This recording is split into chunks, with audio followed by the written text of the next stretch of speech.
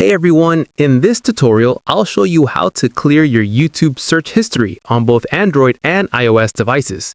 If you've been searching for videos and want to keep your activity private or simply start fresh, this quick guide will walk you through every step. First, open the YouTube app on your phone. Once it's open, tap your profile icon at the top right corner of the screen. From the menu that appears, tap Settings. You'll recognize it by the small gear icon next to it. Next, under the Settings menu, look for and select the option that says Manage All History. This will take you to your YouTube activity page, where you can see everything you've searched and watched while signed in.